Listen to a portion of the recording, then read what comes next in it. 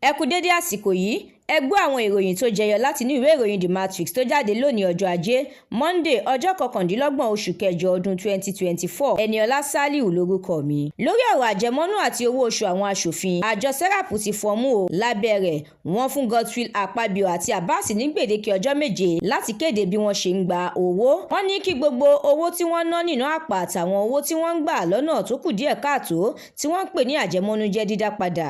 Ìjàkú akátá tó wáyé láàárín ìjọba ìpínlẹ̀ Ògùn àti iléeṣẹ́ orílẹ̀-èdè China ti dá wàhálà míì sílẹ̀ o. Lábẹ́ rẹ̀, ẹ̀san ti ń ké báyìí. Utomi ṣíṣọ lójú bí Amusun ṣe wọ́gi lé iṣẹ́ àgbàṣe mílíọ̀nù lọ́nà 200 náírà. Amusun náà sọ̀kọ̀rọ̀ padà sí Utomi. Ó ní òní ẹjọ́ kan jẹ́, ṣèbí níṣe ni ilé ìgbìmọ̀ aṣòfin ìpínlẹ̀ Ògùn ṣàpèjúwe rẹ̀ bíi ọ̀tá ìpínlẹ̀ ọ̀hún. Ọ̀rọ̀ lórí gbèsè bílíọ̀nù $6.8 tí wọ́n ní NNPC jẹ. Iléeṣẹ́ NNPC fún ara rẹ̀ ti sọ̀rọ̀ o. Ó ní òun kò jẹ àwọn olùta epo rọ̀bì nílẹ̀ òkèèrè lówó kankan o. Òní ni ààrẹ Bọ́lá Ahmed Tinubu máa tẹkọ̀ létí lọ sí orílẹ̀-èdè Faransé.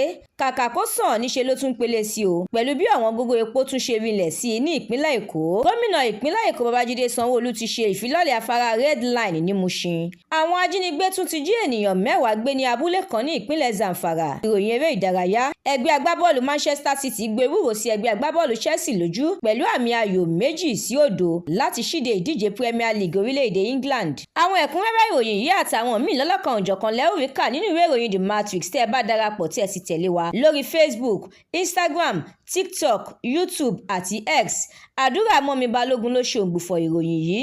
Ẹniọlá Sálíù lórúkọ mi.